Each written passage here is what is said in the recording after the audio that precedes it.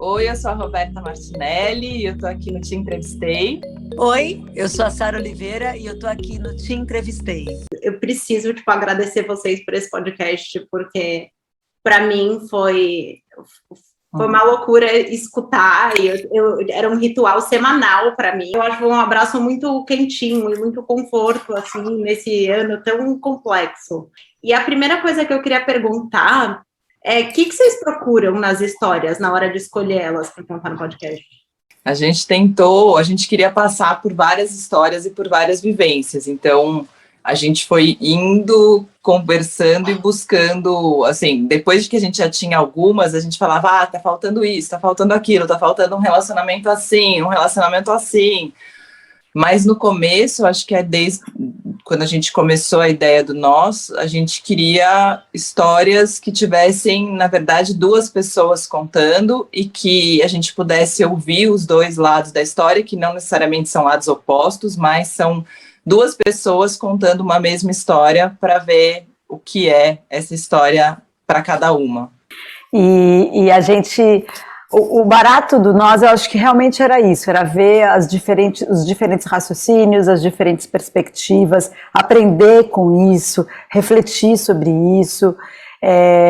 A gente toda hora falava, a gente não quer julgar, mas é óbvio que a gente julga, porque o ser humano julga, né? E daí a gente tentava fazer o exercício de entender o porquê que a gente julgaria essa história, por que a gente julgaria essa pessoa, então se colocar no lugar, né, uma coisa que a Roberta fala sempre, que eu acho ótimo, que eu peguei para a vida, que é, comunicação é mais sobre escutar do que sobre falar, então como que é fazer esse processo da escuta, a gente foi aprendendo, né, Sim. E uma com a outra, e a gente sempre foi muito amiga, são 9 anos aí de amizade, mas a gente se enlaçou muito mais forte por conta do Nós. Tem algo sobre a dinâmica do podcast que foi a parte que eu achei mais engraçada e interessante, que foi, né, cada uma entrevistar um lado e depois vocês terem essa troca e só ouvirem o outro lado juntas. A gente tá meio que conversando sobre esse negócio de não julgar, falar, praticar empatia e o amor e o abraço. Como é que vocês acham que essa dinâmica específica de gravação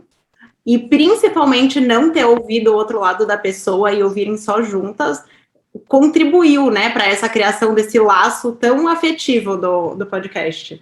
Eu acho que isso da gente ouvir só um lado, primeiro, eu acho que mostra ainda mais uma outra coisa, que é como quando a gente ouve, o lado da história que a gente ouve é meio o lado da história que a gente fica, né? Não necessariamente, claro que às vezes eram exemplos muito fortes, sei lá, né? Quando alguém era muito cruel ou não devia ter feito aquilo, é claro que você fica, mas não ouvir a história me deixava assim. A gente gravava e até ir pro estúdio demorava um tempo. Então, várias vezes eu ficava, semanas, porque eu e a Sara, a gente se fala 1000 vezes por dia sobre 1000 coisas, mas a gente não falava sobre isso jamais. E aí, por exemplo, teve a história, a oração ao tempo, que é a história da mãe que tem um filho e ela é aeromoça, e eu falei com a avó que perdeu o filho e pai do menino. Ai, não dá. Então, essa história é uma loucura. Por 3 semanas, até a gente gravar 2 semanas, eu não entendia por que a mãe não tinha contado para ele que ela estava grávida. Eu ficava assim, por quê? E eu só descobri no dia da gravação que ela não sabia que o filho era dele, que ela descobriu depois também. Mas até eu chegar lá, eu tava assim, se ela tivesse falado, eu só pensava nisso, se ela tivesse falado, pelo menos ele saberia. Então eu fiquei com isso, assim, semanas. E aí é claro que a história toma assim, ela já é uma história muito triste, é uma história que eu chorei do começo ao fim na entrevista, que eu fiquei, assim, transtornada, mas aí, quando eu chego lá para gravar e descubro que ela não sabia, aí, nossa, aí a história muda toda para mim, sabe? É muito louco. E ouvir a outra voz, porque você ouve sobre a outra voz, mas você não ouve a outra voz. E quando chega lá e a pessoa tem voz, você fala, nossa, essa é a voz da outra pessoa. É muito louco. E é interessante porque esse episódio especificamente tem a dor muito forte da vovó, né? Que é uma morte, ela perdeu o filho, mas ganhou um netinho. E a vida, então, ela entrevistou a vovó e sentiu a dor da vovó, e eu entrevistei a mãe, e eu senti uma mãe ali vibrando, Então é muito louco. E é isso que eu tô falando, as relações são muito. Então cada uma foi numa vibe na hora da gravação. Eu tava numa vibe, a Roberta tava em outra. E daí, só que daí se entrelaça. Quando vem, esse recorte dramatúrgico que a gente fala, esse jogo dramatúrgico que a Silvinha Gomes faz, que é maravilhosa, a nossa roteirista, aí ela quebra a gente, assim, sabe? E daí vem esse lance das músicas, que a gente fica fazendo pesquisa, que é uma parte muito gostosa de saber quais são as músicas para esse episódio, né? Que músicas que estariam na trilha desse episódio, que tenham a ver com esse episódio. E tudo isso nos emociona. Algo que eu amo do podcast de vocês, além de tudo, é que vocês entrevistam anônimos. Porque eu escuto... adoro. Quando você fala com uma pessoa que é uma famosa, que tem um projeto para divulgar, que tem esse ângulo um pouco mais marqueteiro, né? Sempre tem um objetivo na conversa. E eu queria saber com vocês, quando vocês estão conversando com alguém só para saber a história dela e não divulgar um álbum, divulgar um documentário, algo assim, o que muda na entrevista? O que eu acho louco é que, assim, quando eu comecei a entrevistar pessoas, né, quando eu comecei a trabalhar com música, eu entrevistava sempre artistas muito no começo da carreira. Então, as entrevistas eram conversas mesmo, sabe? Cheia de questões, dúvidas. E conforme eu fui entrevistando pessoas já com carreira e com não sei o quê, eu percebi que eles não escutavam o que eu perguntava, a maioria, porque eles já tinham uma coisa para falar, sabe? Não era sobre a relação que se estabelecia, era muito mais sobre o que eles tinham para falar. E aí, o legal do Nós é que volta a ser uma conversa no começo. A partir de um certo momento, as pessoas também já conhecem o Nós e já passam a fazer pensando no produto final e no que vai sair no podcast. Aquilo que vai ter... Já vem mais tramado, assim, já vem mais planejado. Então, o mais legal, eu acho, é que é uma entrevista como todas deveriam ser, na minha cabeça, assim, é o que eu busco em todas as minhas entrevistas, foi o que foi mais fácil de achar no Nosso, porque a gente estava falando sobre histórias, né? É isso que eu ia falar. As pessoas querem contar suas histórias, e isso ficou claro pra gente, e eu acho que, mais uma vez, na pandemia, isso potencializou essa necessidade de trocar suas experiências, suas histórias, e de pôr para fora um pouco, sabe? A gente sentiu muito isso. Eu li outras entrevistas de vocês, e Sara, você falava que se você tivesse aqui pro Nós, a história que você contaria é da sua amizade com a Roberta. E Roberta, você falou que se você fosse pro Nós, você contaria a história do neném que sua mãe perdeu antes de você nascer.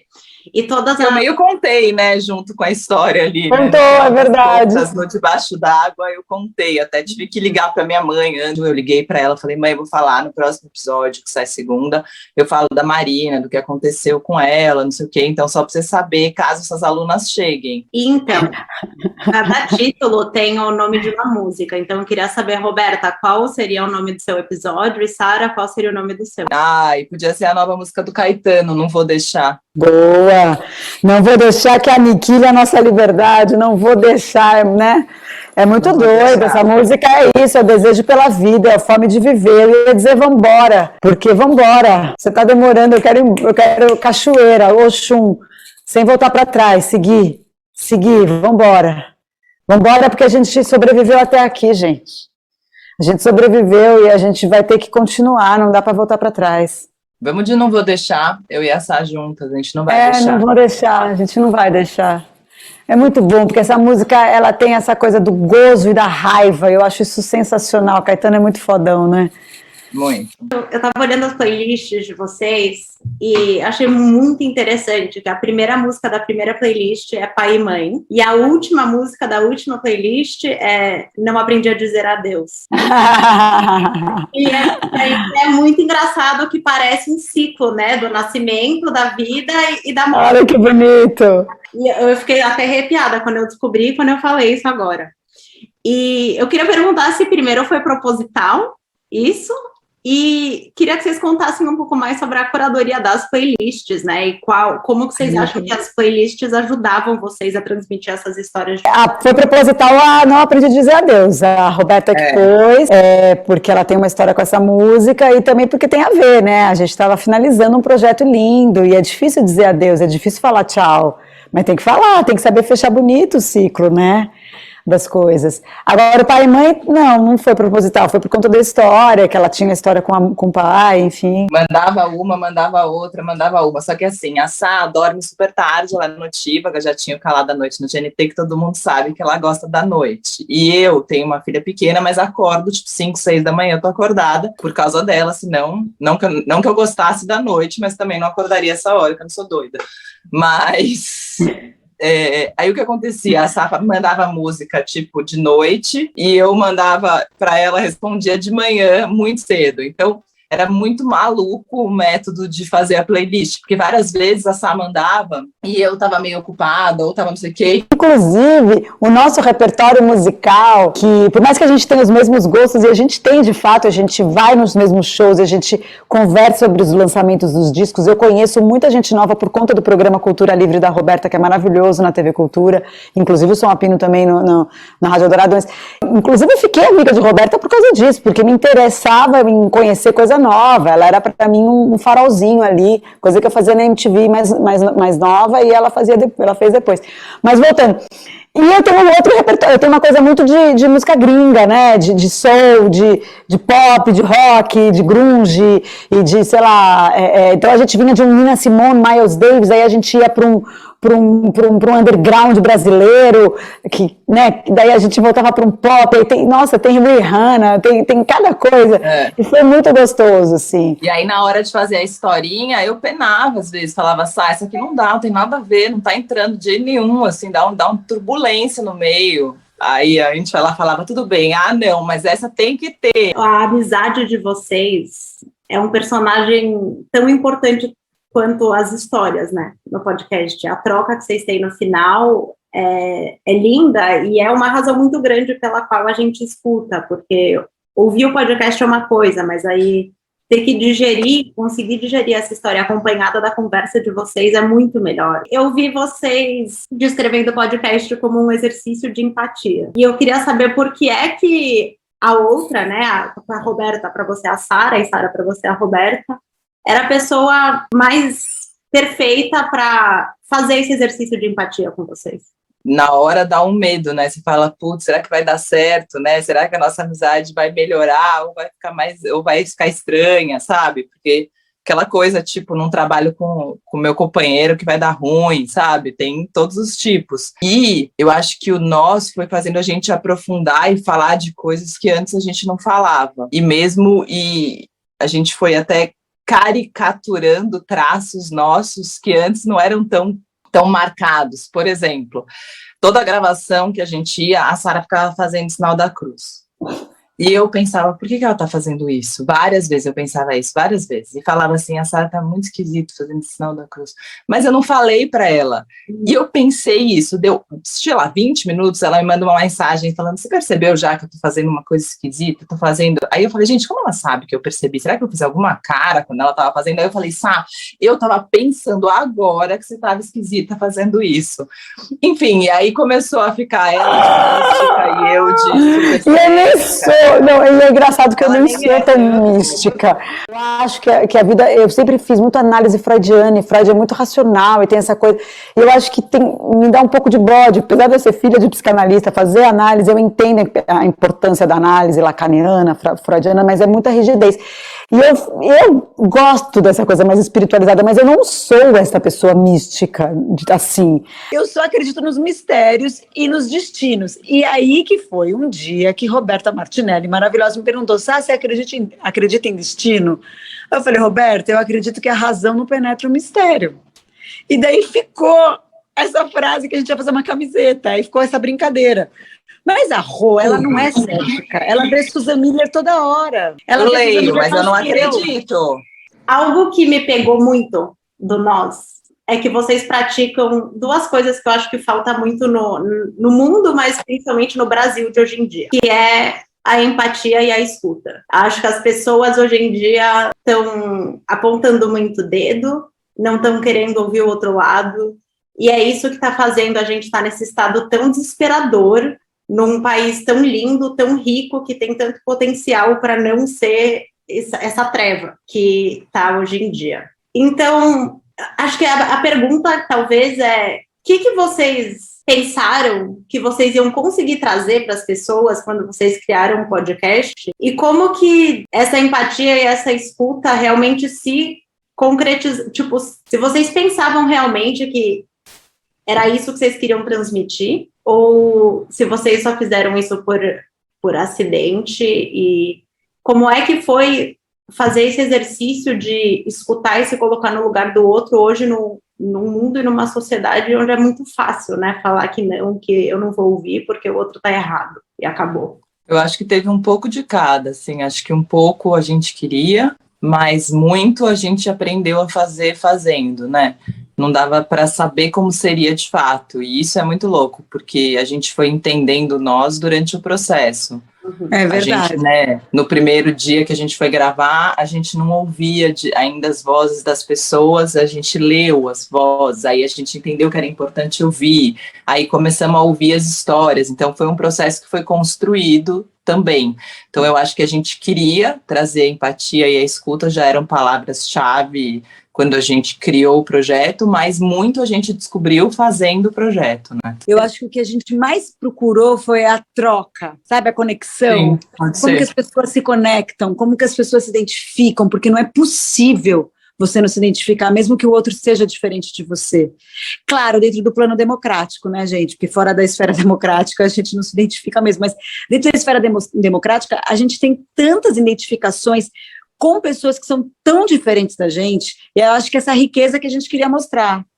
É muito louco, que também não é que a gente também tem uma escuta, a gente tentou, por exemplo, a gente queria muito uma história de pessoas que votaram em 2018 em candidatos diferentes, mas não rolou. Não rolou assim, começou a entrevista, eu taquicardia, nervoso, eu entrevistei a bolsonarista no caso, e aí eu tive eu fiquei em pânico, assim, eu falei, não dá. Mas tem que explicar o porquê, porque não é que ela votou... ela votou porque ela repetia, né, discursos de WhatsApp, discursos, assim, fake news, e daí não dava para pôr no ar, uma coisa com mentiras, e daí, entendeu? Porque se fosse uma pessoa que votou, mas a gente acolhe... Se arrependeu? Sei lá, eu conheço gente do mercado financeiro, que eu acho um egoísmo. Não, é que é louco, né? assim, era uma coisa que eu queria realmente escutar, mas não deu, assim, a gente não achou. Se vocês pudessem fazer o Brasil inteiro ouvir um episódio do Nós. Ai, meu Deus. Eu tenho um preferido. Sem dúvida, o Bem Que Se Quis, que é a história do Hans e da Elo, que é lindo, que mostra a vida, o prazer depois dos 70 anos, e que a mulher pode gozar depois dos 70 anos. Eu acho lindo como ela fala de amor, de sexo, de prazer, não só o prazer erótico, mas o tesão pela vida, a alegria de viver. E o Hans, esse senhorzinho lindo que a Roberta entrevistou, e a trilha, eu amo a trilha do Bem Que Se Quis. Sim. E é isso. Eu não sei, eu acho que é tudo para ontem, pelo momento que a gente está vivendo, que é o pai que morreu com Covid. E você ia falar esse mesmo. E por causa também do seu envolvimento com a garota que com a Ju. Com a Ju. A Rô se envolveu com a Ju de uma maneira linda, que é uma moça muito linda também, né? Tipo, miga, eu falo com ela sempre, até hoje, mas assim, era um dia, eu entrevistei ela um dia antes de tomar minha primeira dose da vacina. É um tema que acho que nos comove, mas mexe muito comigo também. Eu estava muito emocionada já no dia, a história é muito maravilhosa, a relação desses filhos, entre eles, dos irmãos e com o pai. Então, assim, não é que eu chorei, eu soluçava, ela que teve que me acalmar quase durante a entrevista, e no dia seguinte eu fui tomar vacina inchada, e pensando que eu estava daquele jeito, porque eu tinha chorado tanto, né, a morte do pai dela, e que, na verdade, é a morte de tantos brasileiros.